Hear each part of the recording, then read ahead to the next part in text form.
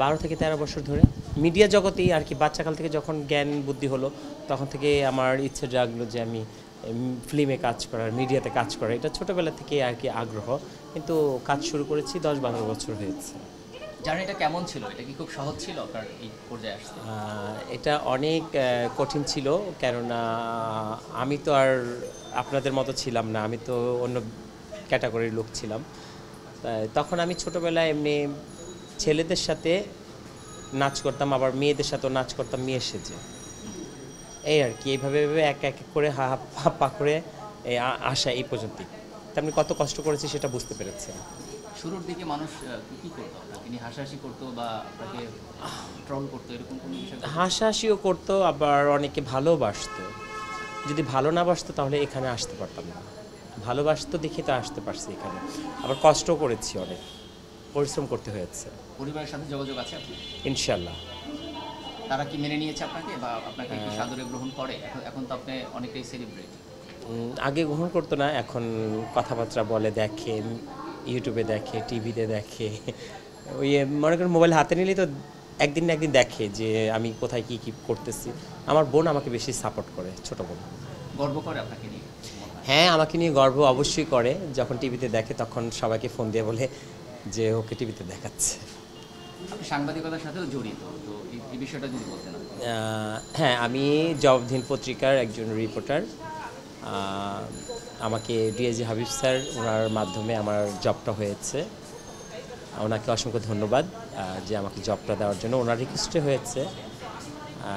অনেকে বলবে যে পিছিয়ে পড়া জনগোষ্ঠীর সাংবাদিক কী করে হলো। এটার ভিতরে একটা কারণ আছে। কারণটা হচ্ছে গিয়ে অনেক সাংবাদিকরা, আপনারা কিন্তু অনেক আমাদের হিজড়াদের ঘরে যেতে পারেন না কোনো নিউজ করার জন্য। তারা কিন্তু দরজা লাগিয়ে দেয়, হয়তো গালাগালি করে। তো এই নিউজগুলো কানেক্ট করার জন্য আমাকে তারা নিয়েছে। তো এই নিউজগুলো আমি গিয়ে তাদের বাড়িতে কানেক্ট করি, যে তাদের ভালো মন্দ, তাদের জীবনযাপন কীভাবে যাচ্ছে, এগুলো নিয়ে আর কি। কেমন লাগে সাংবাদিক হিসেবে কাজ করতে?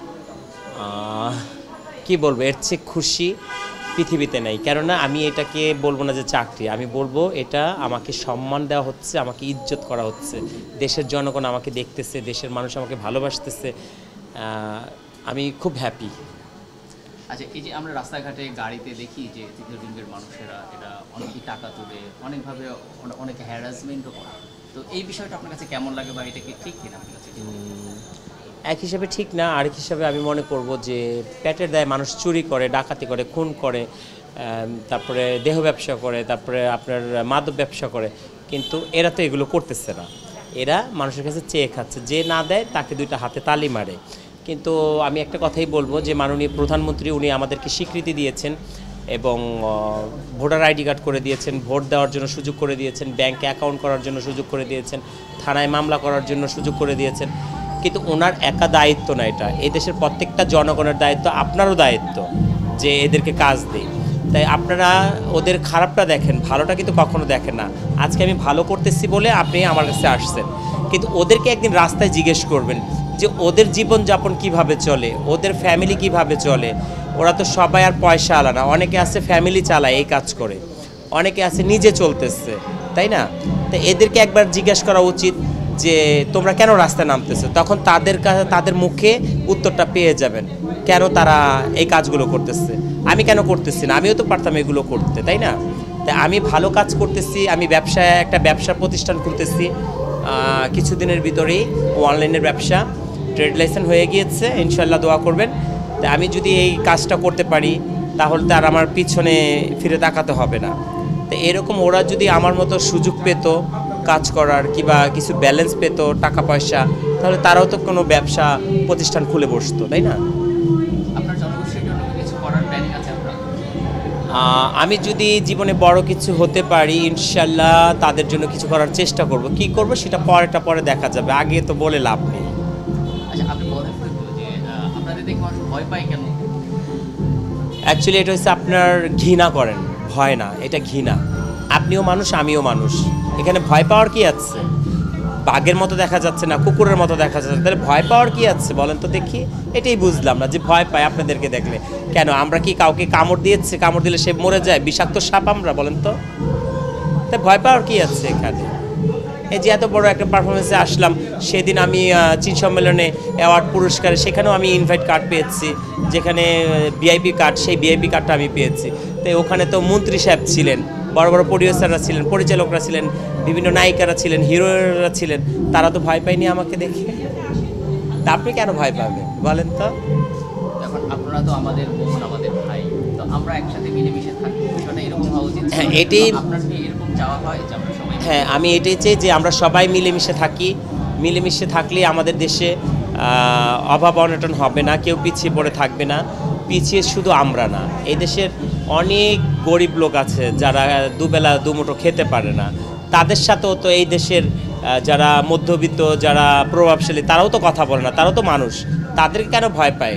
গরিবদেরকে কেন ভয় পায়? 2 টাকা চাবে বলে, 1 প্লেট ভাত চাবে বলে? এর জন্য আপনি প্রত্যেক দিন অনেক টাকা নষ্ট করে ফেলেন। একটা ব্যানসন সিগারেট খান কত টাকা দিয়ে? 18 টাকা দিয়ে। ওই 18 টাকা একটা গরিবকে দিয়ে দেন না, একটা সিগারেটের দাম কি আপনার কম হয়ে যাবে? সিগারেটটা না খেলেন, আর আপনার লাঞ্চের ক্ষতি হচ্ছে, লিভারের ক্ষতি হচ্ছে। সেটা খেতে পারেন, কিন্তু একটা গরিব লোককে খাওয়াতে পারবেন না। অভিনয়ে আসার ইচ্ছা আছে? অভিনয় করেছি, করতেছি, আর ইচ্ছে তো আছেই বড় কিছু হওয়ার। জানি না সামনে কতটুকু এগিয়ে যাব, উপরওয়ালা যাবে। সিনেমা করতে চান? টেলিফিল্ম করেছি, সিনেমাতে একটা অফার পেয়েছি, গত 1 সপ্তাহ হয়েছে, এখনও সাইন করিনি। আমি স্ক্রিপ্টটা পড়েছি, কিন্তু যে কোনো একটা ব্যাপার আছে, এর জন্য সাইনটা এখনও করতেছি না। কথা মিলে গেলে তারপর সাইন করব। যদি নায়িকা করা হয় আপনাকে কোনো সিনেমা, তো সেই ক্ষেত্রে নায়ক হিসেবে আপনি কাকে পেতে চান? পরিচালক যাকে পছন্দ করবে আমি তাকেই নায়ক হিসেবে নিতে হবে। কেন আমি তো টাকা দিয়ে, আমার টাকার বাজেটের ছবিটা হচ্ছে না, পরিচালকের উপরে নির্ভর করে ছবিটা হচ্ছে। উনি কাকে নেবেন টাকা দিয়ে, এটা উনি জানেন, আমি কি করে বলবো? পছন্দ থাকে না যে আমি অমুক নায়কের সাথে করতে পারলে ভালো লাগে, এরকম কোনো ইচ্ছা আছে কিনা? পছন্দ তো বাংলাদেশের যখন যত নায়করা আছে সবাই তো আমারই ভাই, আমারই ব্রাদার, তাই না?